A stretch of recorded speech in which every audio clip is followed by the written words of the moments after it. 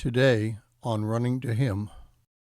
Because God is our help and shield, our soul waits for the Lord, and He will show us our work.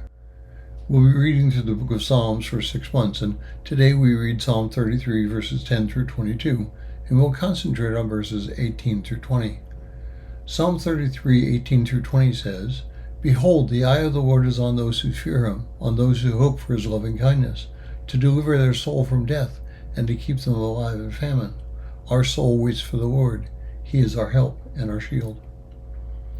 Now the second half of Psalm 33 compares those who do not have a relationship with God and those who do. Verse 12 summarizes this when David writes, "Blessed is the nation whose God is the Lord, the people He has chosen for His inheritance." Now David is addressing Israel at the time, but the principle is valid in our time. We, as both individuals and a nation, have focused on our relationship with God through Christ, and we have been blessed in that. In 2 wars, we defeated the dominant military power on the earth when we defeated England, and then we rested, except for the Civil War in the middle of the 1860s, and developed a nation predicated on God's principles until the 1900s. Indeed, those in office during that time were not all believers, but they had a basis for an understanding of the genesis of truth. They knew that there was a God. They knew a little bit about Him through Christ, and the principles they used to found and create this nation are found in the Scriptures. Now, it wasn't until the late 1950s that we began to have a direct conflict as a nation with God as our leader. Interestingly, in the early 1950s, the statement, "In God we trust," was printed on our currency. Almost immediately after that, people began to question the morality found in the Scriptures and began following the logic and philosophy of a pediatrician by the name of Dr. Spock, no relation to Star Trek's Spock.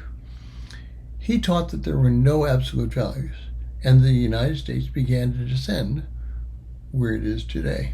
There are still some who hold Christian values in the United States, but they are becoming less influential as the world focuses more on self than on a relationship with Christ.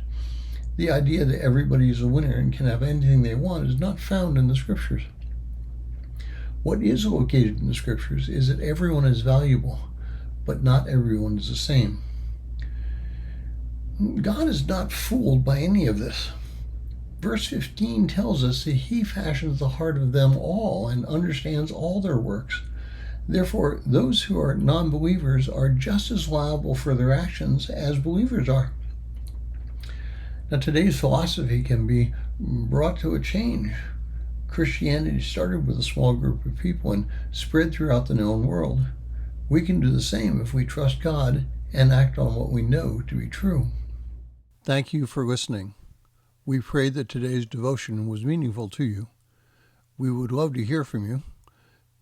You can use either Facebook or YouTube to like, subscribe, share, and tell others about us. If you would like to contact us, you can reach me at phineasjacobus@runningtohim.net.